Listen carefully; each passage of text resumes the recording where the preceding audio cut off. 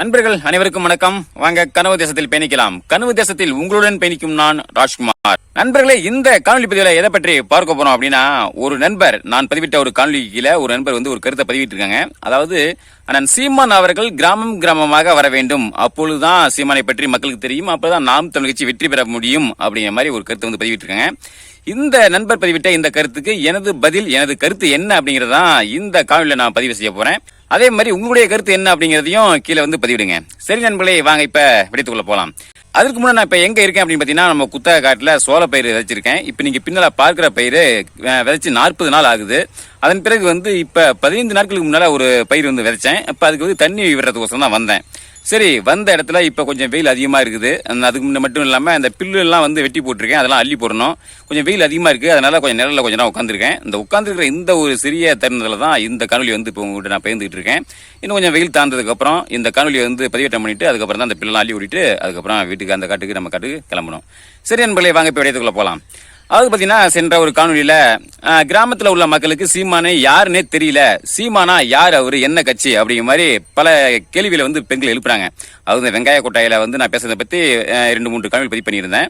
அதுல இருக்கிற பெரும்பாலான பெண்கள் வந்து எனக்கு சீமானே தெரியல, எங்களுக்கு தெரிஞ்சதெல்லாம் திமுக அதிமுக தான்ப்பா, அதாவது ரெட்டலை உதயசூரியன் தான், இதை பத்தி இந்த கட்சி தான் எங்களுக்கு தெரியும், இந்த சின்ன தான் எங்களுக்கு தெரியும், இவ்வளவு நாளா இதுதான் ஓட்டு போட்டு வந்துட்டு இருக்கோம். நீ என்னமோ நாம் தமிழ் கட்சிங்கிற சீமானுங்கிற புதுசா என்னமோ ஒரு கட்சியை சொல்ற, புதுசா ஒரு பேர் சொல்ற அப்படிங்கிற மாதிரிலாம் அந்த பெண்கள் வந்து சொன்னாங்க.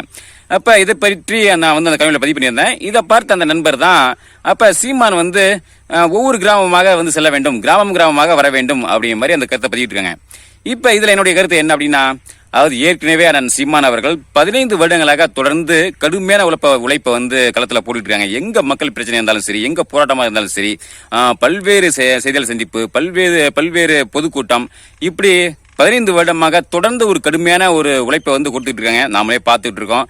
மழைன்னு பார்க்காம, வெயில்னு பார்க்காம, வியர்வை சிந்தி தொண்டை வந்து வறண்டு போகிற அளவுக்கு, தொண்டை வலியோட கூட இந்த அளவுக்கு வந்து கடுமையான ஒரு உழைப்பை வந்து கொடுத்துட்டு இருக்காங்க. ஆயிரக்கணக்கான மணி நேரங்கள், கிட்டத்தட்ட இது வந்து ஒரு 10,000க்கும் அதிகமான மணி நேரங்கள் வந்து மேடை பேச்சு வந்து பேசியிருக்காங்க.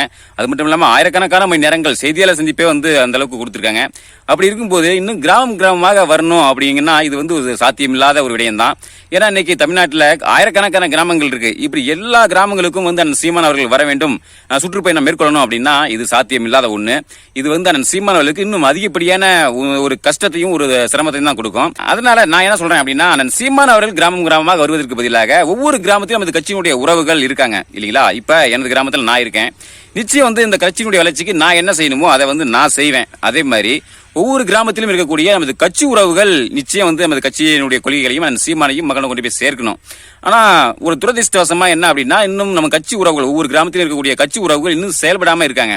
அதுக்கு என்ன காரணம் அப்படிங்கிறத பற்றி இன்னொரு காணொலியில பதிவு பண்றேன். முக்கியமா என்ன சொல்ல போறேன்னா, பொருளாதார பிரச்சனை தான். இந்த ஒரு காரணத்தினாலதான் வந்து வெளியில வந்து வெளிப்படையா செயல்படாம இருக்கிறதுக்கு காரணம். இப்ப நானே கூட இன்னும் முழுமையா ஈடுபடாம இருக்கிறது காரணம் அதுதான். அதனால அதை பற்றி நம்ம அடுத்த ஒரு காணொலியில பேசுவோம். அப்ப இங்க இருக்கக்கூடிய பிரச்சனை என்ன அப்படின்னா, ஒவ்வொரு கிராமத்திலும் கட்சி உறவுகள் இருக்காங்க. அந்த கட்சி உறவுகள் வந்து களத்துல இறங்கி தீவிரமா செயல்பட்டாலே நாம் தமிழ்ச்சி அப்படிங்கிறது மிகப்பெரிய அளவுல வளர்ச்சி பெறும். ஆனால் சீமான் அவர்களும் வந்து மக்களிடம் கொண்டு போய் சேர்க்க முடியும். இப்ப எனது கிராமத்தை பொறுத்த வரைக்கும் கிட்டத்தட்ட ஒரு 90% மக்களுக்கு வந்து நாம் தமிழ் கட்சியும் சீமானையும் கொண்டு போய் சேர்த்துட்டேன். அதாவது கட்சியும் பெயரையும் கொண்டு போய் சேர்த்துட்டேன்.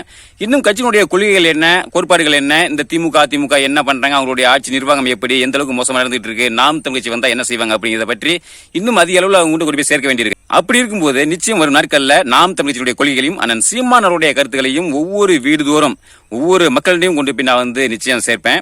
அதே மாதிரி நமது கட்சியினுடைய உறவுகள், அந்தந்த பகுதியை சார்ந்த நமது கட்சி உறவுகள், அந்தந்த பகுதியை சார்ந்த மக்களிடம் வந்து நாம் தமிழ்ச்சியையும் அண்ணன் சீமானையும் கொண்டு போய் சேர்த்தாலே நிச்சயம் வந்து எளிமையாக நாம் தமிழர் கட்சியும் சீமானும் ஒரு கடைகோடி மக்களிடையும் கொண்டு போய் நிச்சயம் சேர்க்க முடியும். இதை வந்து அந்த பகுதியில் உள்ள நமது கட்சி உறவுகளும் செய்யணும். நான் ஏற்கனவே சொன்னது மாதிரி பொருளாதார பிரச்சனை அப்படிங்கிறது இருக்கு. நிச்சயம் அதை நம்ம சரி செய்துதான் ஆகணும், வேற வழி கிடையாது. நான் வந்து எனது பொருளாதாரத்தை வந்து சரி செய்கிற இந்த வேலையில தான் ஈடுபட்டு இருக்கேன். நிச்சயம் அது சரியாகும். அதே சமயத்துல தீவிரமும் களத்தில் இறங்கி செயல்படுவேன். நாம் தமிழ் கட்சியும் சீமானையும் மக்களிடம் கொண்டு போய் ஒவ்வொரு மக்களும் கொண்டு போய் சேர்ப்பேன். நிச்சயம் அதை உறுதியாக செய்வேன். அதே மாதிரி நம்ம இந்த காணொலி வரக்கூடிய உறவுகள் நீங்களும் இதை செய்வீங்க அப்படின்னு நம்புறேன். இதை செய்தோம் அப்படின்னா நிச்சயம் 2026 நாம் தமிழ் கட்சி ஒரு மிகப்பெரிய ஒரு வளர்ச்சியை நோக்கி போகும், வெற்றி பெறுவதற்கும் வாய்ப்பு இருக்கு. சரிங்க நண்பர்களே, இந்த மாலை வேளையில இந்த தருணத்துல இந்த தகவலை உங்களோட பகிர்ந்து கொள்ளதான் இந்த காணொலி. மீண்டும் அடுத்த ஒரு காணொலி சந்திப்போம். நன்றி, வணக்கம்.